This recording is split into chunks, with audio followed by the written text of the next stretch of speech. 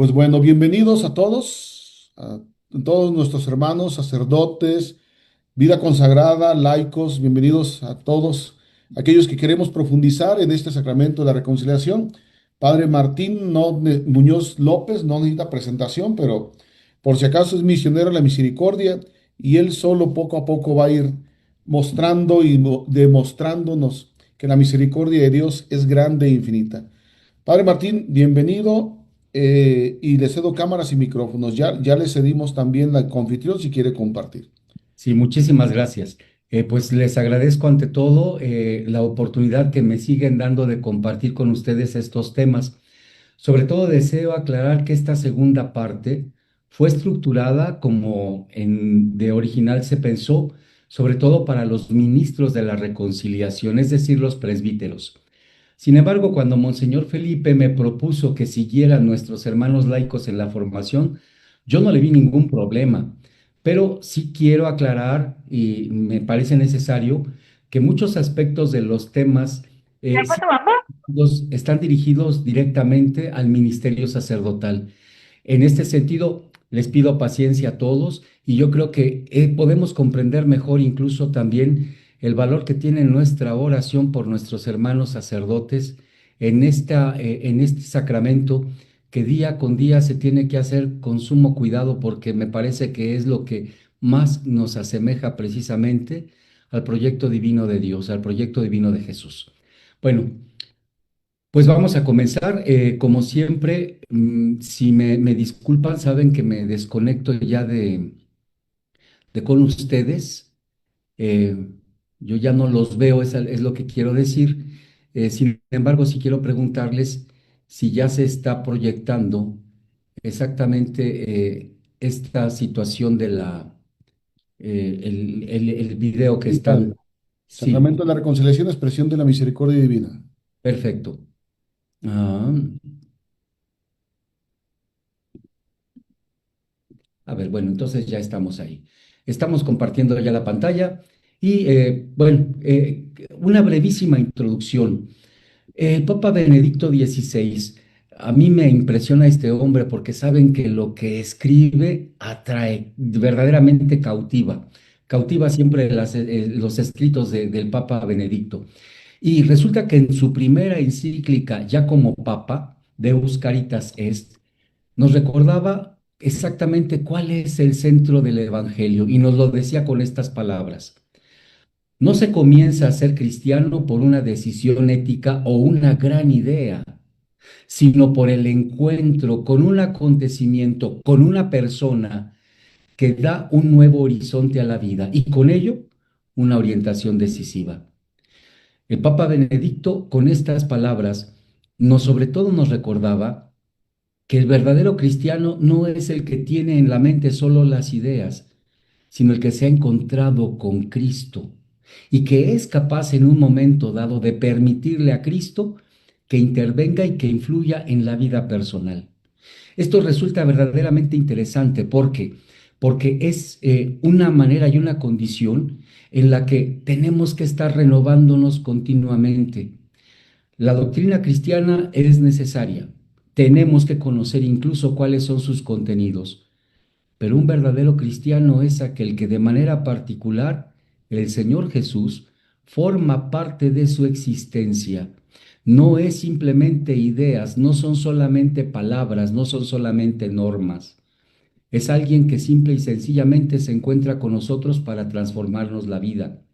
Interesante que incluso en Evangelii Gaudium de Papa Francisco, el Papa Francisco prácticamente comenzando el documento en el número 7, si mal no recuerdo, exactamente utiliza las mismas palabras del Papa Benedicto XVI para decirnos que el gozo del Evangelio, la proclamación del Evangelio es sobre todo este encuentro con Jesús.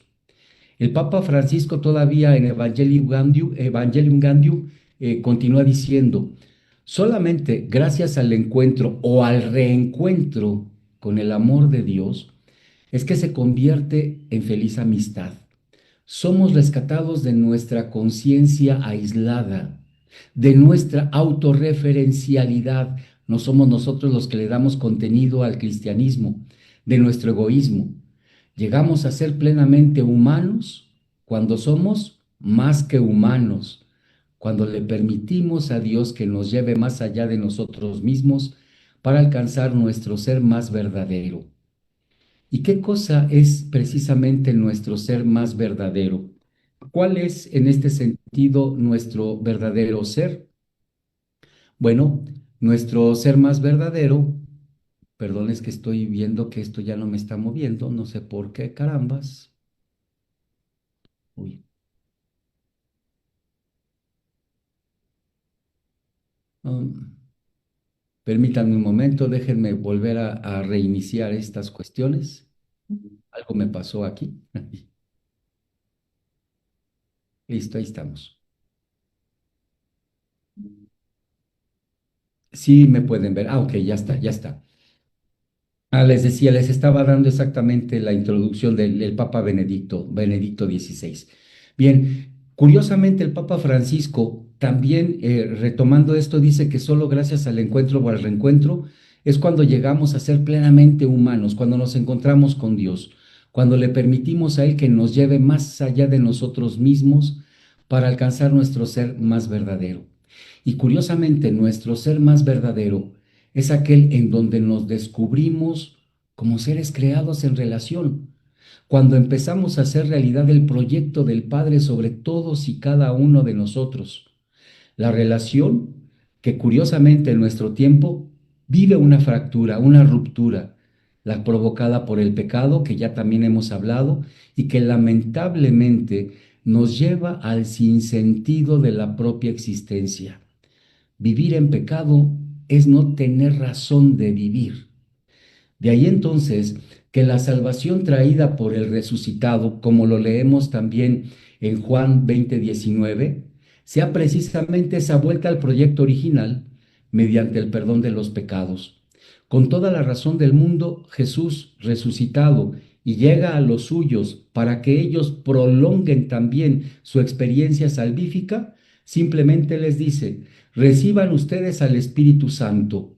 A los que les perdonen los pecados, les quedarán perdonados. Y a los que no se los perdonen, les quedarán sin perdonar. Por lo tanto, la labor de la Iglesia como administradora de la salvación, es decir, como esta que provoca el volver al Padre, la acción de la Iglesia radica en proclamar y realizar el perdón de los pecados en nombre de Cristo Jesús, en nombre del Padre bueno, bajo la acción del Espíritu Santo. Toca pues profundizar en el modo en que el ministerio de la reconciliación debe vivirse también desde el corazón de aquellos que la administran, porque no podemos pretender que los hermanos logren un encuentro con Cristo sin que los canales que provocarán esto no lo tengamos, que seamos ajenos a este encuentro con el Señor. Por lo tanto, hay una expresión muy interesante. La reconciliación es expresión misma de la misericordia divina. ¿Por qué? Porque nos acerca a Dios. Conviene comenzar aclarando que Jesús tenía entrañas de misericordia. De ahí que quienes siguen sus huellas, los que han sido atraídos por Él, tienen que comprender que la misericordia es la única realidad que puede resumir e iluminar decisivamente todos los demás aspectos del mensaje cristiano. Cuando Jesús se relaciona curiosamente con el ser humano, cualquiera que sale a su encuentro con cualquiera que se encuentre el Señor, especialmente los necesitados pecadores, experimentan vivamente la misericordia de Dios, la misericordia del Hijo de Dios.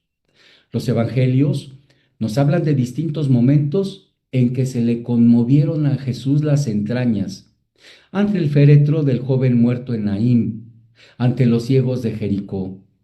La misma expresión es utilizada por el Señor en el relato de las parábolas del buen samaritano y del hijo pródigo, en donde una y otra, tanto el samaritano como el padre del hijo pródigo, sienten simplemente misericordia por quienes están a su lado.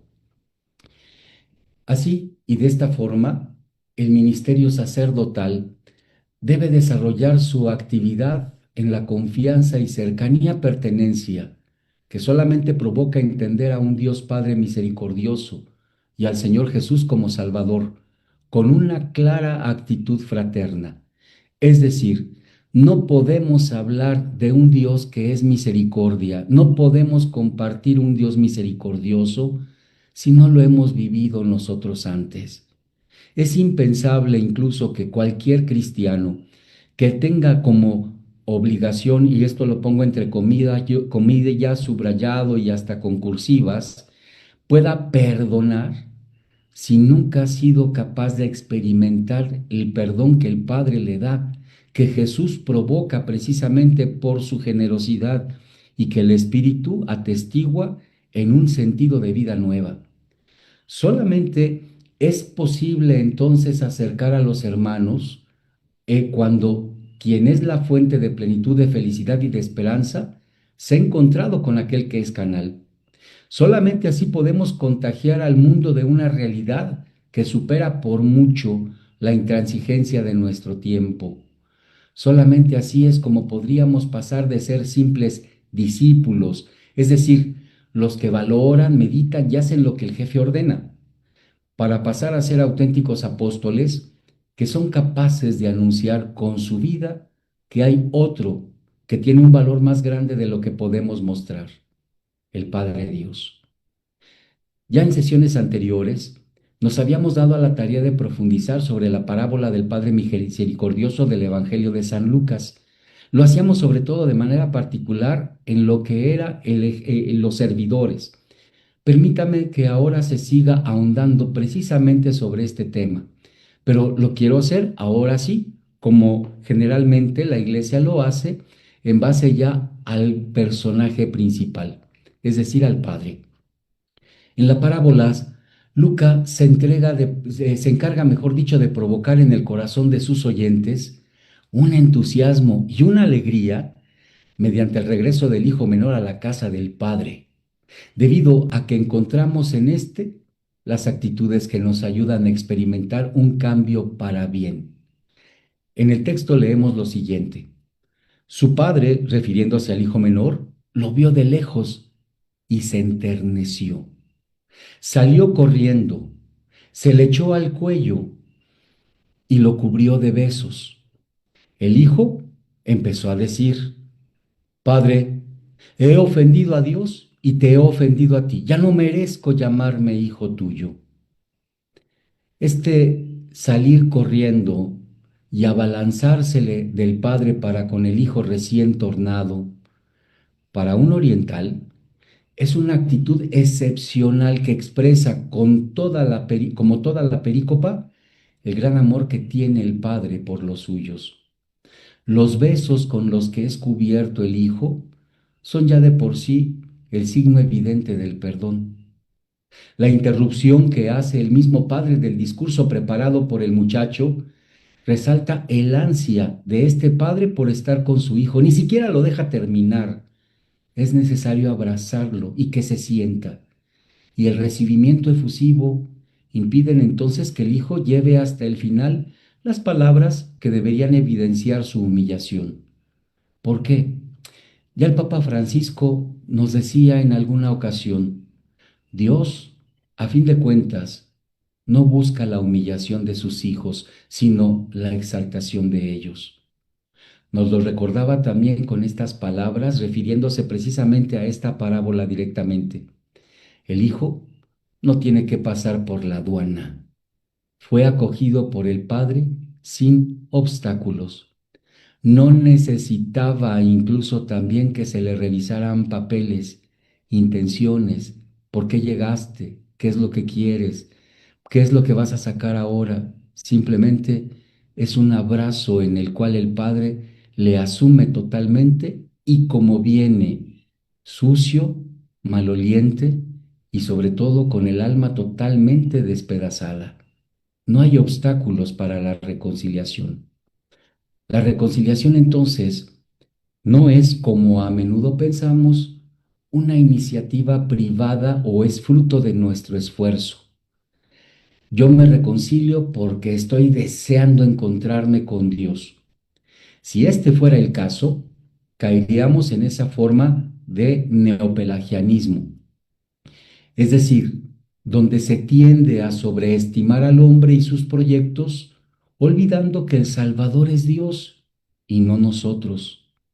Siempre debemos reiterar, dice el Papa, que la primera iniciativa es del Señor. Es Él quien nos precede en el amor, pero no de forma universal, sino caso por caso. El amor que Dios da a cada uno de nosotros es distinto de acuerdo a nuestras necesidades.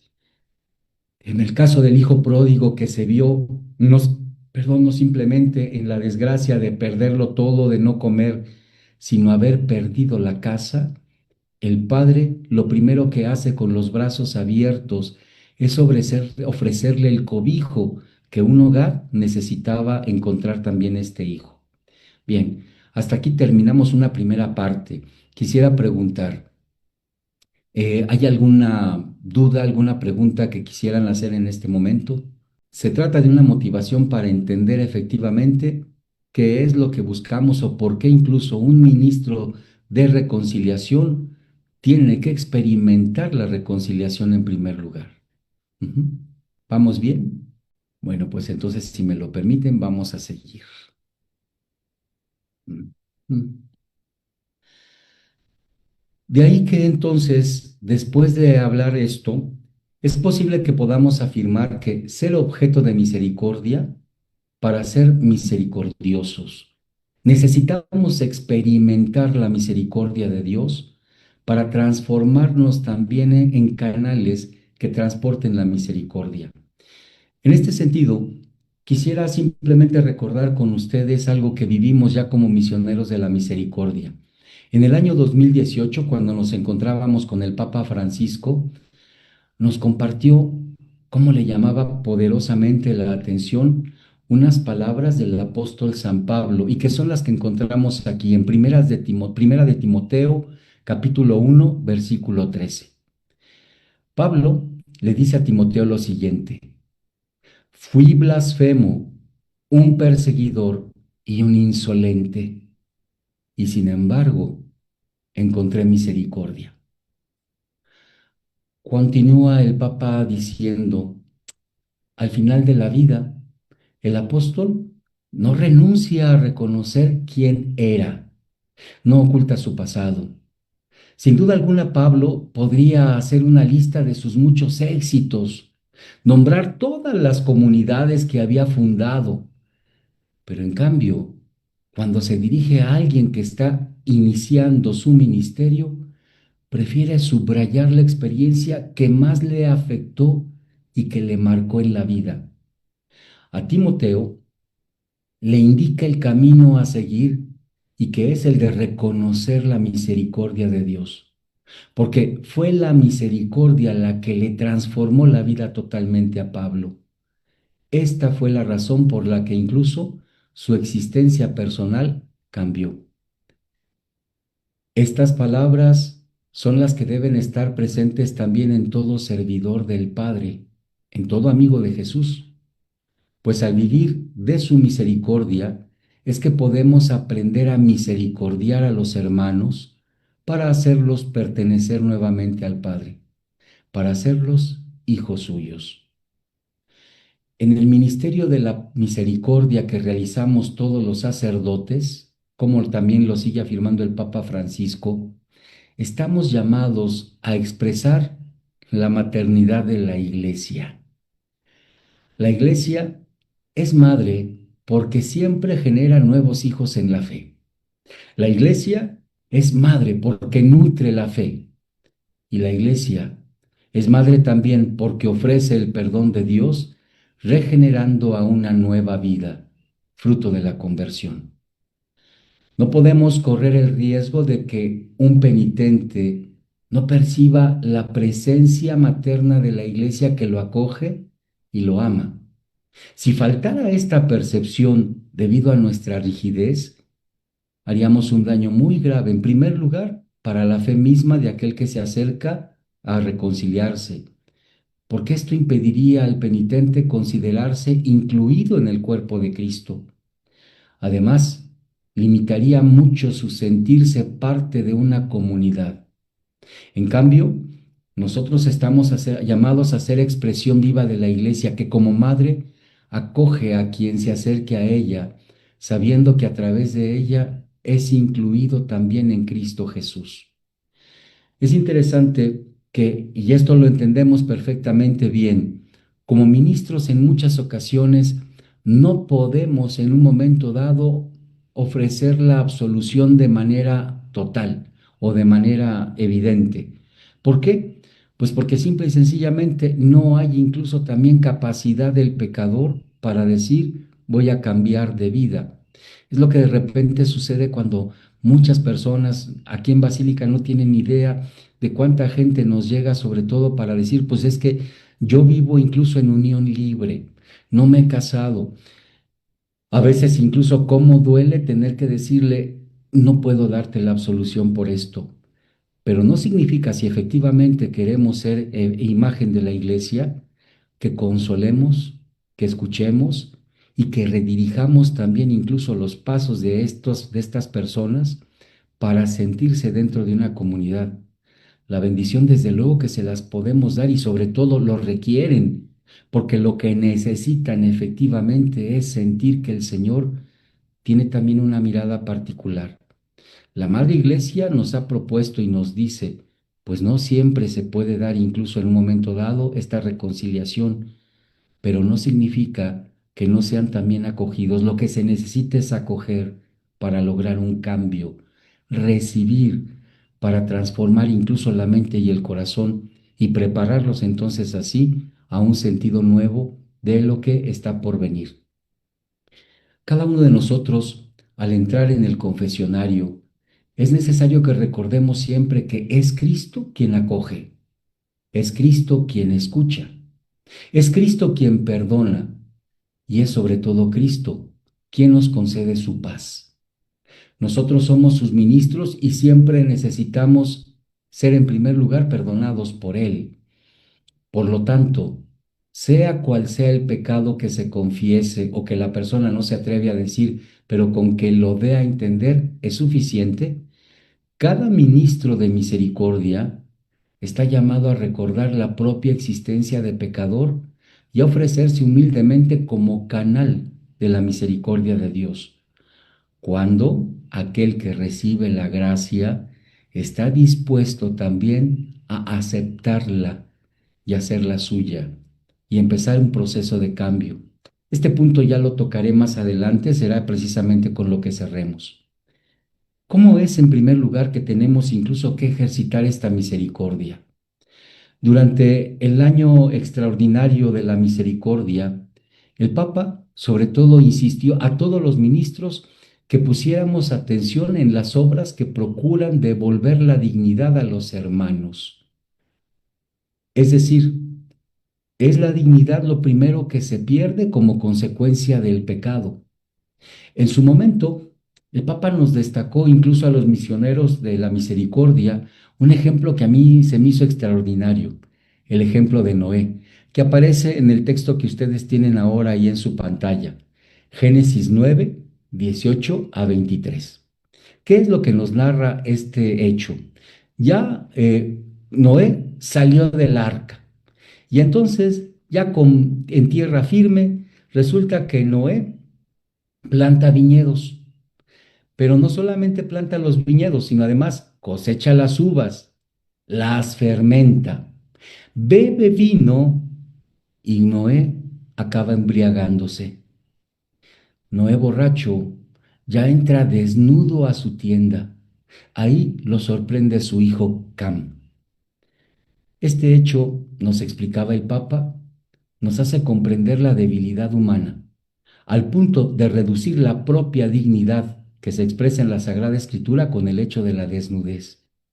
La desnudez implica que este hombre ha perdido la propia dignidad. La narración continúa diciéndonos cómo incluso los otros dos hijos de Noé, Cam y Gafet, Set y Gafet, perdón, entran curiosamente a la tienda de Noé, pero entran de espaldas, porque incluso no quieren ver al padre. toman su manto y entrando de espaldas para no verlo, lo cubren y lo cubren para que Noé recobre sobre todo su dignidad, no se sienta desnudo ante su familia, ante los suyos. El Papa a la letra incluso continúa su observación de la siguiente manera. Dice, delante de nosotros, esto es en el confesionario, también hay una persona desnuda, probablemente una persona que no sabe hablar y no sabe qué decir, con su debilidad y sus límites, con la vergüenza de ser un pecador y que tantas veces ha intentado decirlo pero no ha podido. No olvidemos que delante de nosotros no está el pecado, sino el pecador arrepentido. Y este es un punto importante, arrepentimiento. El pecador que no quisiera ser así, pero no lo logra. Una persona que siente el deseo de ser escuchada y perdonada. Un pecador que promete no volver a alejarse de la casa del Padre y que con las fuerzas que encuentra quiere hacer todo lo posible para vivir como hijo de Dios. Por lo tanto, podríamos afirmar que no estamos llamados simplemente a juzgar con un sentido de superioridad como si fuésemos inmunes al pecado.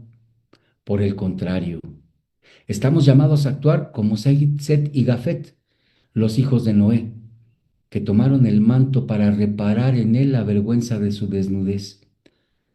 Ser confesores según el corazón de Cristo equivale a cubrir al pecador con el manto de la misericordia, de la gracia, para que no se avergüence más y pueda recuperar el gozo de su dignidad filial y pueda también saber en dónde se encuentra, qué es lo que busca, qué es lo que quiere.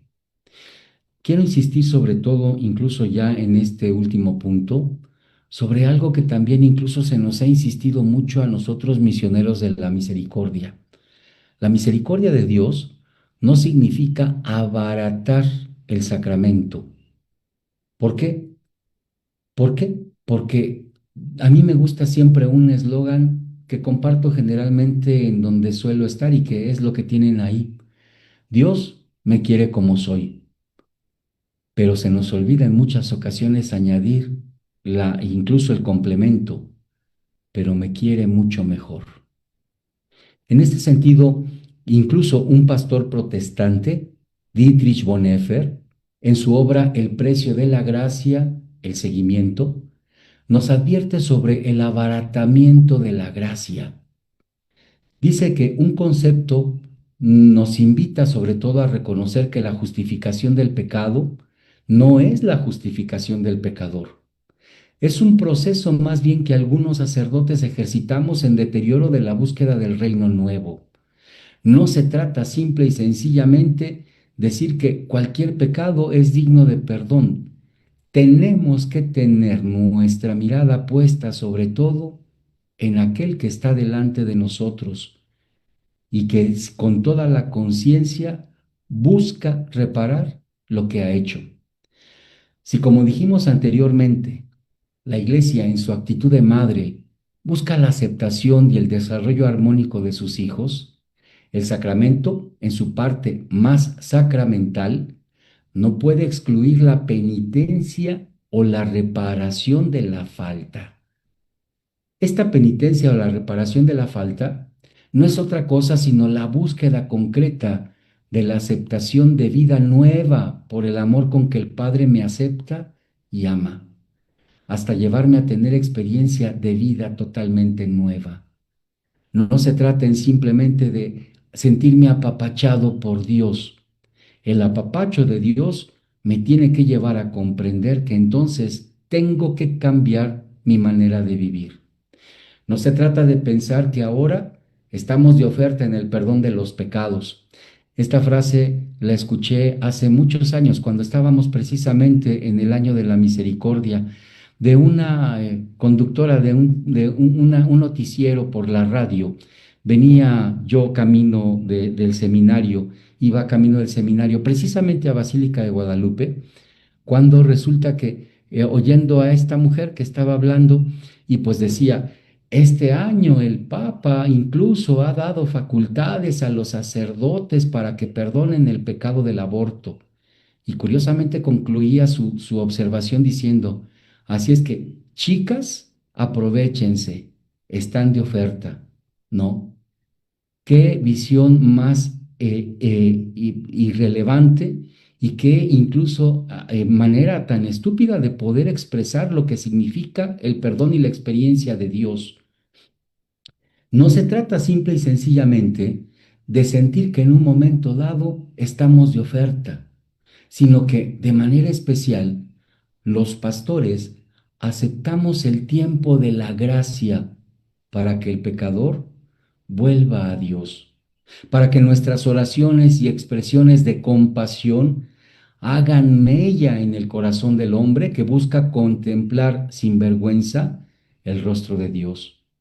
En pocas palabras, se trata sobre todo de retomar en esta manera de visualizar pastoralmente el sacramento, que se está realizando ahí un proyecto nuevo, el proyecto original del Padre de compartir con sus hijos el reino preparado especialmente para nosotros desde la creación del mundo. No se trata simple y sencillamente de decir el perdón de los pecados es para todos. Momento. Tenemos que incluso constatar que hay no solamente la cuestión del arrepentimiento, sino esta búsqueda de la vida nueva que la gracia nos ofrece y a la cual nos invita día con día.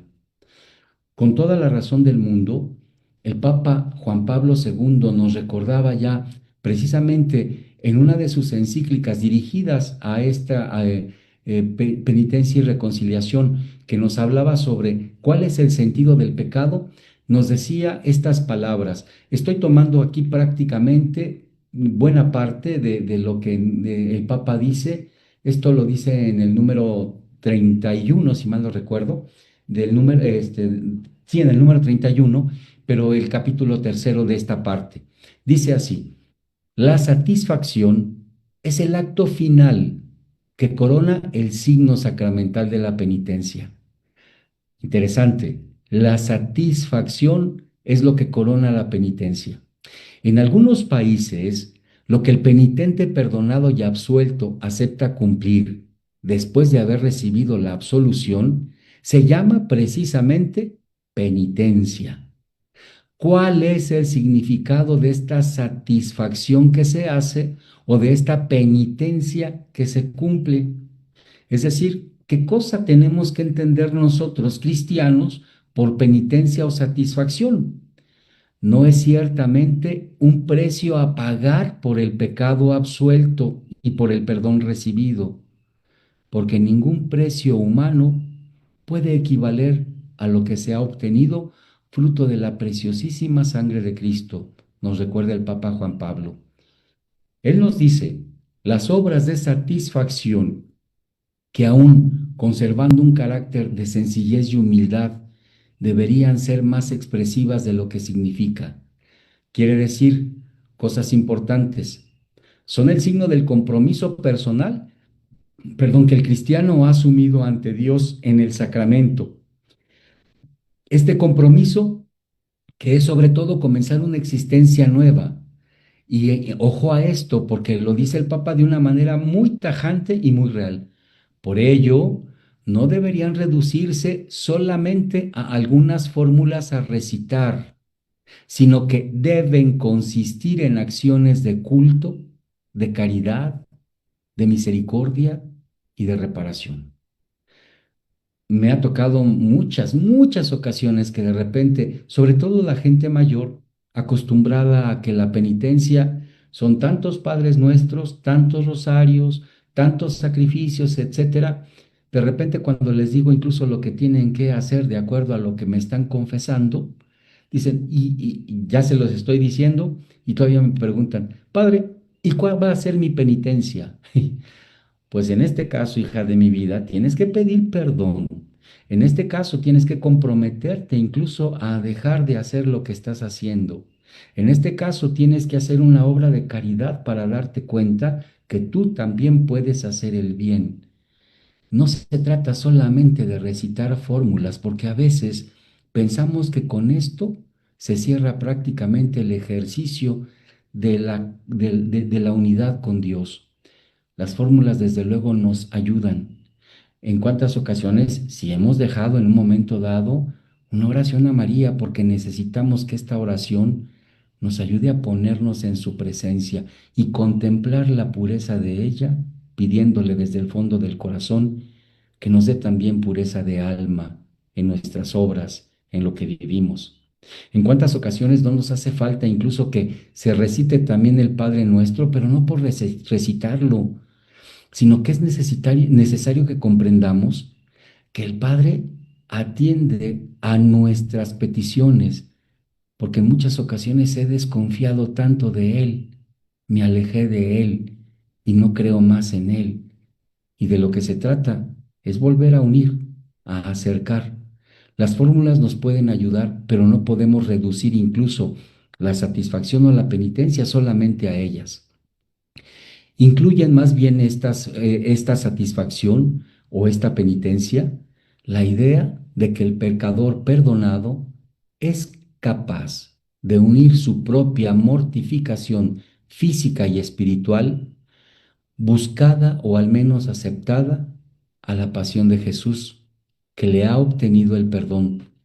¿Que te va a costar trabajo? Pues claro, no es tan sencillo abandonar el pecado, sobre todo cuando ya nos acostumbramos a él, pero a veces estas cuestiones incluso que cuestan, que implican esfuerzo y en muchas ocasiones hasta un dolor profundo, es unirnos también y dejar que la acción de Cristo crucificado esté en medio de nosotros.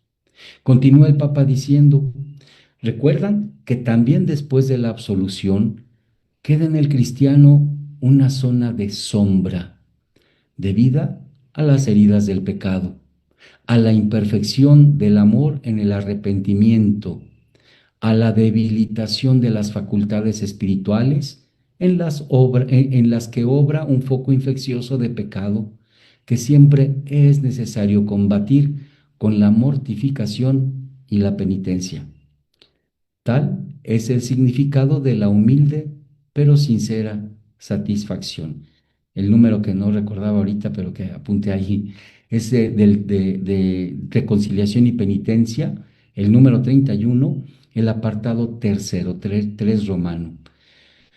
Con estas cuestiones incluso, el Papa nos invita y nos dice que entonces, ciertamente, convertirnos en ministros de misericordia implica sobre todo experimentar la misericordia de nuestra parte.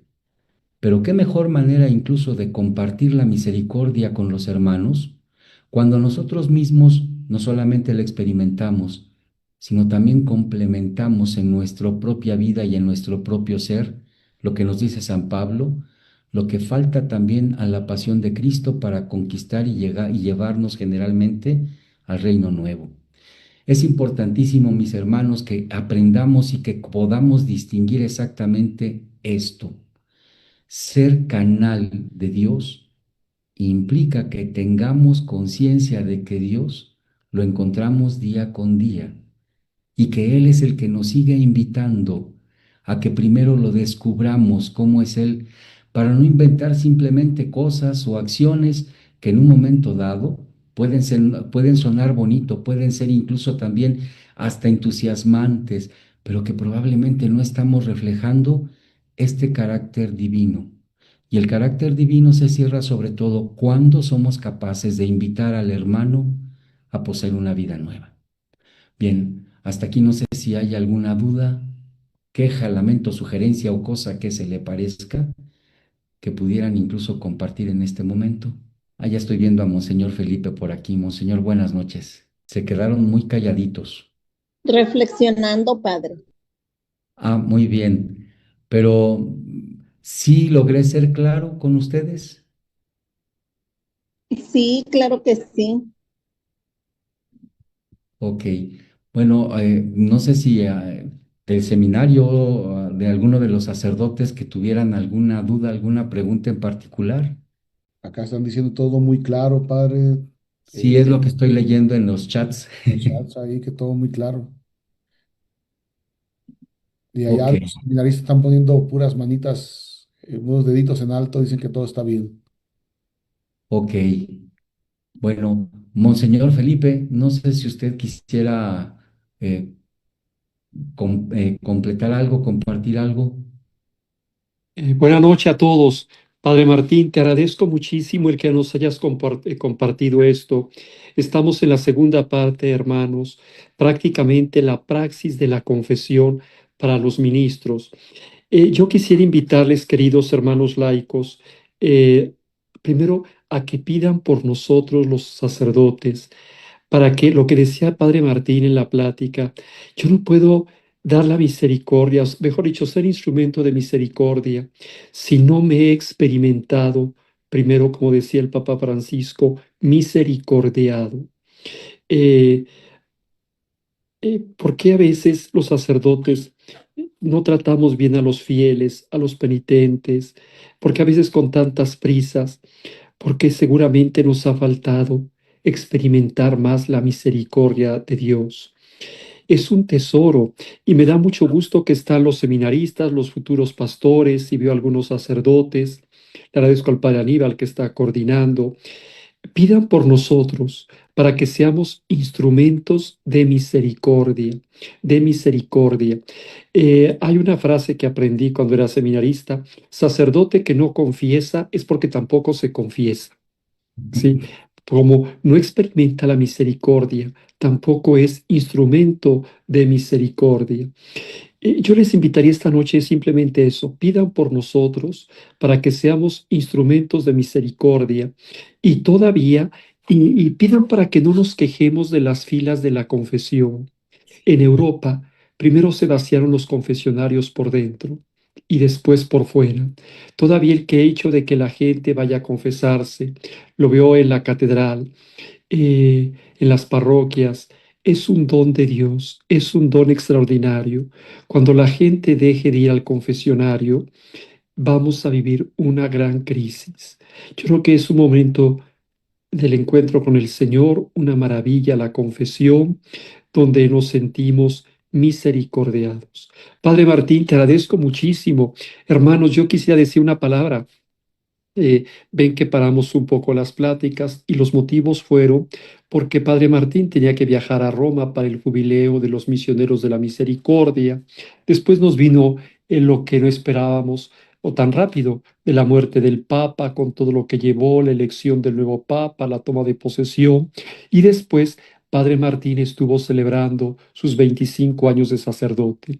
30 Muchísimas, como un señor. muy, 30.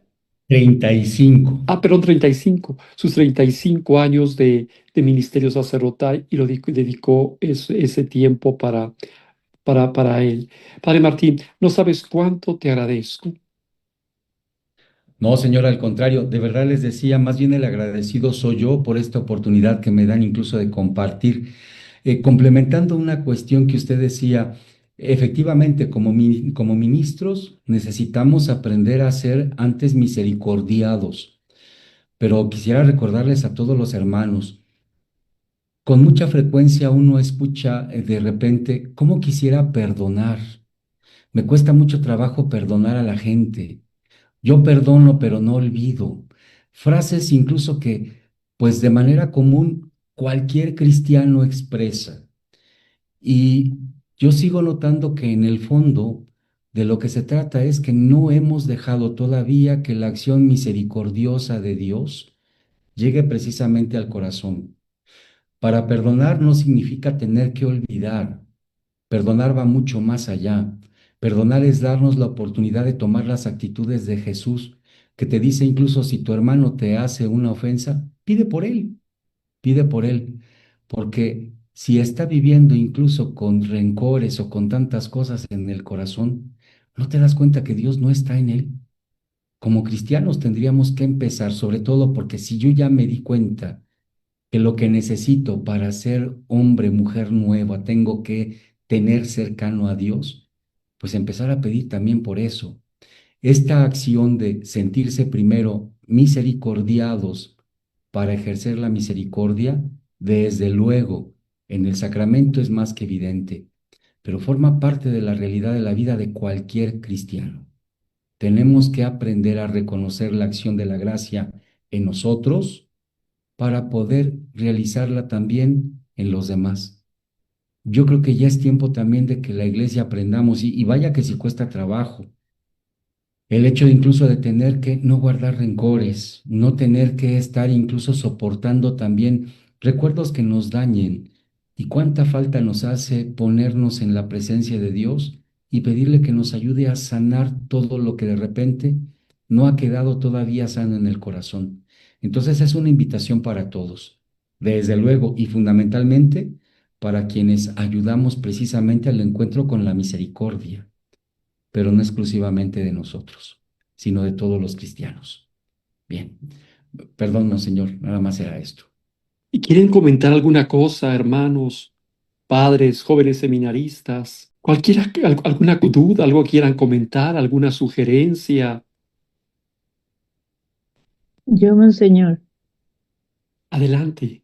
sí, me gustó lo que dijo el padre Martín de la iglesia es madre, porque nutre, y dijo otras dos que me quedé, que ya no me acoge, o que otras dos que me gustó, pero que no se me grabaron, pues no, me gustaría que las volviera a decir, porque es madre la iglesia. Sí, bueno, hablábamos precisamente de que la iglesia es madre porque genera nuevos hijos, madre porque nutre la fe y madre porque ofrece el perdón de Dios regenerando a la vida nueva. Este es el fruto de la conversión. Son estos tres elementos, no son ideas de mi parte. Esta dimensión nos la daba el Papa Francisco cuando comenzábamos precisamente con el ministerio. Estas palabras son de él, de un discurso que nos ofreció allá en Roma cuando nos ofreció también el ministerio para comenzarlo. A mí me llamó mucho la atención porque era la segunda vez en mi vida que alguien me decía que tenía que ser de nuevo madre.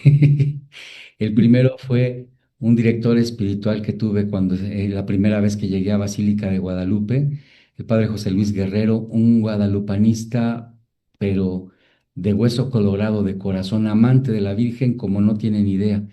Y entonces cuando le pedí de favor que si me podía él llevar en dirección espiritual a su servidor, lo primero que me preguntó, a ver, ¿a qué vienes tú aquí? Saliendo sobre todo del seminario, pues todas las ideas así de que, pues hacer un buen padre, pastor y que no sé qué, me dicen, no, no, no, no, no. Tú aquí vienes a ser madre, porque si no vas a actuar como Nuestra Señora de Guadalupe, vas a valer. Entonces, por favor, vienes a ser madre. Cuando escucho con el Papa también estas palabras, de verdad, en serio, se quedan, pero sí hasta dentro. Y es que es eso, a fin de cuentas, necesitamos ser simplemente expresión del amor de Dios, el amor de Dios para los demás. Bien, no sé Muchas si gracias. Muy bien, muchas gracias, Víctor Frías padre levantó la Martín. mano. Vic, que por ahí ya tienes así como tu manita alzada. Padre, en su experiencia, ¿no? Que, por ejemplo, nosotros trabajamos con niños, ¿no? En la catequesis. ¿Qué elementos, en su experiencia, no deben de faltar en la liturgia penitencial para niños? Por ejemplo, para acercarlos, ¿no? Ahorita los que estamos preparando para el sacramento de la primera comunión, ¿no? Ya ve que hemos estado cambiando aquí, por ejemplo, en la diócesis el paradigma, ¿no? De la catequesis y ya no va a ser un día antes de la primera comunión, sino que debemos hacerlo con tiempo, ¿no? Entonces, ¿qué elemento recomienda usted en su experiencia para estos niños que apenas van a vivir este sacramento, ¿no? Por primera vez. Ese deseo de animarlos a que tienen que ser mejores personas, a que tienen que ser nuevos. El sacramento nos ayuda a esto y hay que incluso animarles. Claro que pueden ser mejores personas. Un niño se da cuenta cuando se equivoca, pero entonces hay que alentar también de repente la fuerza de voluntad en ellos. Esto sí ya es trabajo de catequesis, esto es trabajo de educadores. Fortalecer en un momento dado lo que se está realizando, fortalecer en un momento dado esta fuerza de voluntad, este deseo y ayudarlos a descubrir sobre todo los valores, que es algo de lo que hemos estado perdiendo en nuestro tiempo. Nuestro mundo, nuestra sociedad no se rige por valores, pero los valores sí los seguimos reconociendo y los requerimos. Ellos se dan cuenta de eso. Hay que insistirles. Para eso exactamente también la gracia actúa. Vic, no sé si con esto respondí. Hay muchas cosas más, pero creo que sobre todo a nivel de catequética sí se puede incluso empezar a favorecer muchas cosas más. Ujú. Gracias, padre. Sí. Katy Campoy tiene levantada la Por mano. ahí. Y Perdón, después perdón, Pati perdón. Loera. Sí, Katy Campoy y después Pati Loera. Sí, como laicos, me llama la atención cuando dice en nuestra realidad de laicos, ¿no? Ser canal de Dios implica responsabilidad y desprendimiento por amor al amor de los amores. A partir del encuentro con Jesús, la misericordia es el fruto agradablemente compartido. ¿Estoy Ujú. bien? Perfectamente bien, Katy. Lo dijiste muy, muy bien. Gracias. No, al contrario, gracias a ti. Pati de Loera, padre. Buenas noches. Yo solo quiero comentar ahorita que oía a Monseñor decir de los confesionarios, de que mientras haya gente en los confesionarios, me da tanto gusto ver en catedral cuánta gente está esperando confesarse y que haya 2 y 3 sacerdotes haciéndolo siempre. Y la cola no se acaba. Y sí, y yo veo y digo, pobrecitos, están muy cansados, pero bendito sea Dios que están ahí y que a lo mejor alguno de nosotros que nos queríamos confesar, no vamos a amanecer y nos dieron la oportunidad de ellos de confesarnos, ¿verdad? Muchísima gente todos los días confesándose en catedral, ¿verdad? En todos lados, pero en catedral están 2 y 3 sacerdotes casi todos los días. Muchas gracias por eso. Y felicidades también por eso, Monseñor. Qué bueno, bendito sea Dios. Padre, Perdón, alguien preguntó yo- ahora, Padre Vivar, adelante, adelante. gracias, volviendo al punto con el que partía respecto a que esta charla la había preparado, claro, es para todos, todos podemos escucharla, pero especialmente para una animación sacerdotal. Y entiendo toda la teoría, pero ahora desde su experiencia, Padre Martín, como director espiritual que ha tenido yo creo que varios sacerdotes, más allá de la buena, excelente teoría que presentó, ¿cómo animaría usted a un sacerdote que no, que no quiere confesarse? No sé si me explico. Ujú. Entendí la teoría, entendí la Sí, animación que me quiso dar, pero sí en cuanto a su experiencia como director espiritual, como acompañante, o sea, ¿cómo nos animaría o Padre, motivaría a un lo primero como director espiritual es animar precisamente esa vida espiritual. No son sobre todo las palabras las que van a obligar nos van a obligar incluso a acercarnos al sacramento. No son las palabras las que nos obliga tampoco a ser buenos sacerdotes. Es la experiencia de Dios. Es sobre todo esta búsqueda de Él. Es poder escuchar. Es que a veces nos acostumbramos tanto a que las oraciones ya las hacemos tan rutinarias que se nos olvida que es el momento del encuentro y es el momento en el que, ¿en qué otro momento podemos encontrar también cuando Dios nos dice, te amo, te necesito? Sí la regaste, pero hay oportunidad incluso también de poder cambiar. No hay otro, sino en el momento de la oración. La vida espiritual es lo primero que tiene que estar animado para poder incluso entender el proyecto de Dios en nuestra vida y poderlo participar. Si no existe esta vida espiritual, si se está dando incluso también de repente un proceso de alejamiento de esto, lo más normal que suceda es esto, porque es decir, el alejamiento también del sacramento, porque lo que nos acerca a Dios es precisamente su amor, no otra cosa. Si lo hacemos simple y sencillamente porque debo confesarme, porque tengo que hacerlo, por obligación se tienen que hacer efectivamente muchas cosas. Hice una maestría, por ejemplo, en psicoterapia y cómo nos insistían allí en la bendita maestría, es que para poder incluso acompañar terapéuticamente a alguien, tienes que ser supervisado, es decir, tienes que llevar también tú papel de psicoterapia. Yo incluso en ese momento lo aplicaba directamente también con la cuestión de la dirección espiritual. Yo no puedo atreverme a dar dirección espiritual a alguien si yo no estoy siendo acompañado? ¿Cómo pretendo descubrir el rostro del Padre, el corazón de Jesús, si no los conozco directamente? Mi vida espiritual es la primera que tiene que estar asegurada para poder acercarnos a esto. Esto es lo primero que tendríamos en una dirección espiritual que revisar, que animar y que proponer, incluso como lo que tenemos que hacer para que estemos también cercanos a lo que Dios quiere. No hay más, no hay más. Ok. Gracias, padre, monseñor. No hay- Tiene apagado el micrófono, monseñor. Yo quisiera terminar con algo como, otra vez insisto, eh, esta semana estará visitando las parroquias el corazón de San Rafael Guízar y Valencia, el corazón incorrupto. Y yo les invitaría, queridos seminaristas, pídanle la gracia a este santo obispo de ser sacerdotes del confesionario, de amar el confesionario. Hay una anécdota de San Rafael Guízar y Valencia que estando en visita pastoral se puso a confesar, eran los confesionarios antiguos, y entonces, pues el obispo se quedó dormido y el sacristán cerró el templo y no se dio cuenta que el obispo estaba dormido en el confesionario, o sea, hasta que acabó. Eso es lo primero. Lo segundo, algunos se los he contado, estando ya haciendo mis primeros meses de obispo auxiliar, un párroco me pedía que le enviáramos a un sacerdote para Semana Santa, porque tenía no sé cuántas comunidades, 30, no sé cuántas tenía. Le dije, mira, no hay, pero si quieres te voy a apoyar lunes, martes y miércoles santo. Y me llamó la atención el primer día, que a las 12 de la noche mandó a cerrar la iglesia. Le dije, no, no la cierres, porque hasta que acabemos. Me dice, no, porque no vamos a acabar.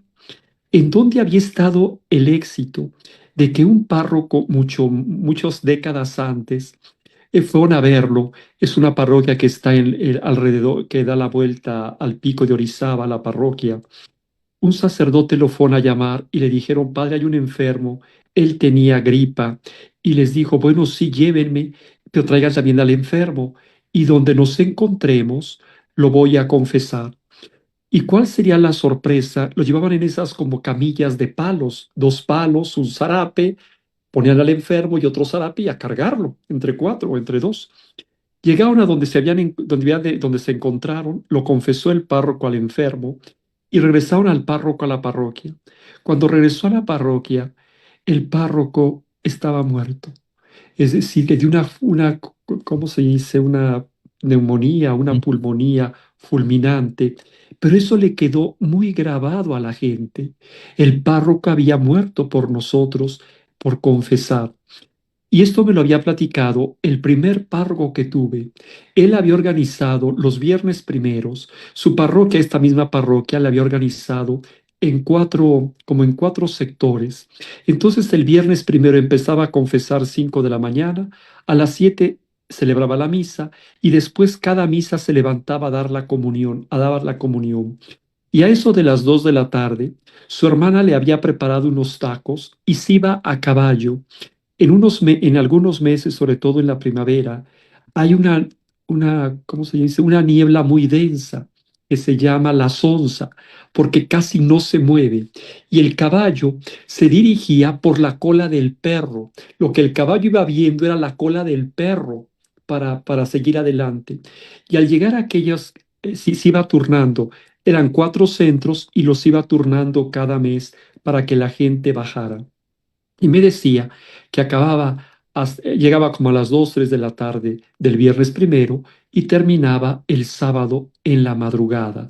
Cuando yo le pregunté que por qué esta gente iba tanto a confesarse, porque tenían bien presente que ese sacerdote había muerto por confesar.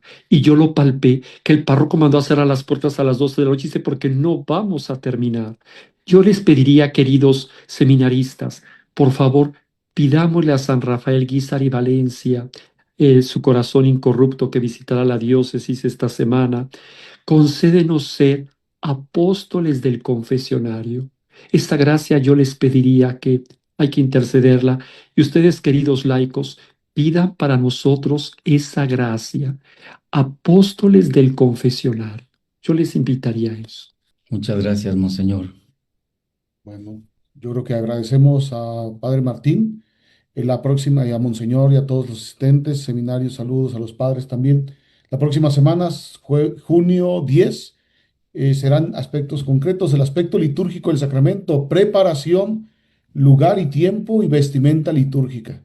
Va a estar muy interesante este aspecto. Entonces, esperamos, Padre Martín, no sé si gustan darnos la bendición y la oración final, por favor. Señor, Monseñor, por favor.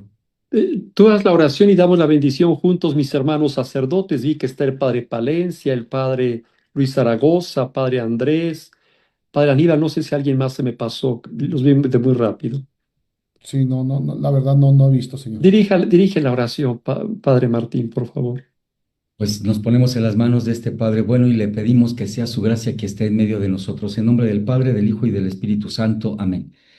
Padre bueno, te agradecemos el gran amor que nos has mostrado al enviarnos a tu Hijo para redimirnos, para rescatarnos como hijos tuyos.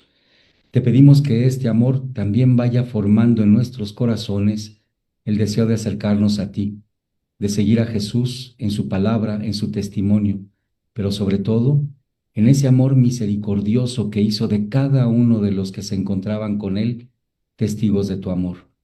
Permite que también cada uno de nosotros nos transformemos en testigos de la misericordia para ser simplemente portadores de tu amor hacia el mundo que nos has dado. Amén. El Señor esté con ustedes. Tu Espíritu, Bendito sea el nombre del Señor. ahora y por siempre. Nuestro auxilio es el nombre del Señor. Hizo el cielo y la tierra. Y les damos la bendición, mis hermanos sacerdotes y su servidor, y la bendición de Dios Todopoderoso, Padre, Hijo y Espíritu Santo. Hermanos, muchas gracias por todo, Padre Martín. Gracias por todo y si Dios quiere nos encontramos dentro de 8 días. Buen descanso a todos. Buenas noches, descansen. Que Dios les bendiga.